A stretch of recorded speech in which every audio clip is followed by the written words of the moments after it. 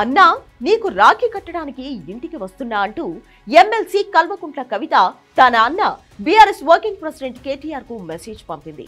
Not available అంటే అందుబాటులో ఉండడం లేదు అని కేటీఆర్ వైపు నుంచి ఒక చిన్న రిప్లై మెసేజ్ వచ్చింది. దీంతో కవిత ఒక్కసారిగా షాక్ అయింది. రాఖీ రోజు కల్వకుంట్ల ఫ్యామిలీలో జరిగిన పరిణామం ఇది. ఒక రకంగా నాట్ అవైలబుల్ అంటూ కేటీఆర్ కవితకు పంపించిన సమాధానం భవిష్యత్తులో నువ్వు మా కుటుంబ సభ్యురాలివి కాదు, నీతో మాకు ఏ రకమైన సంబంధం లేదు అని స్పష్టంగా చెప్పేసినట్లయింది. రాఖీ పండుగ ముందు రోజు నుంచే పొలిటికల్ సర్కిల్స్ అన్ని ఆసక్తిగా వీళ్ళిద్దరినీ గమనిస్తున్నాయి.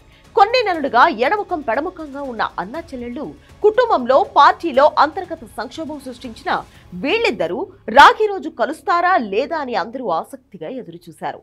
కవిత కూడా తాను కేటీఆర్ ని కలవడానికి వెళ్తున్నారని, ఆయన ఇంటికి వెళ్లి రాఖీ కడతారని మీడియాలోనే చెప్పారు. తీరా చూస్తే కేటీఆర్ కవితకిచ్చిన సమాధానం అందరినీ షాక్ కి గురిచేసింది. అన్నా చెల్లెళ్ళిద్దరి మధ్య ఎంత అగాధం ఉందో, ఒకరి ముఖం ఒకరు చూసుకోవడానికి వీళ్ళిద్దరూ ఎంత ఇష్టపడట్లేదు అన్నది కేటీఆర్ మెసేజ్ తోనే బట్టబయలైంది.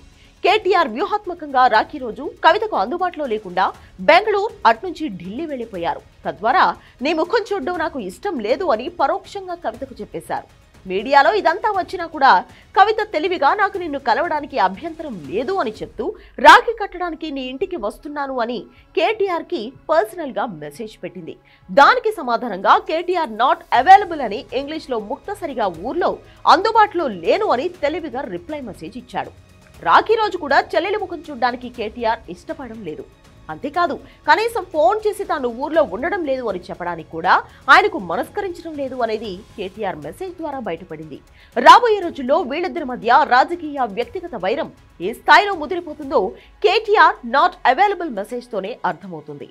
ఇదే సమయంలో చిత్రంగా కేసీఆర్ అక్క చెల్లెళ్ళు స్వయంగా ఆయన ఫామ్ హౌస్ కి వచ్చి కేసీఆర్ కు రాఖీ కట్టి ఆయన ఆశీర్వాదం తీసుకున్నారు. ఆరోగ్యం సహకరించినప్పటికీ కేసీఆర్ ఓపిక చేసుకుని అక్క చెల్లెళ్లు కలిసి రాఖీ కట్టించుకొని వాళ్లతో కొద్దిసేపు కులాసాగా గడిపారు.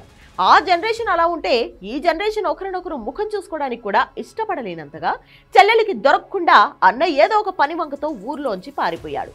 ఈ విముఖత రాబోయే రోజుల్లో తెలంగాణలో సరికొత్త రాజకీయం చూపించబోతుంది.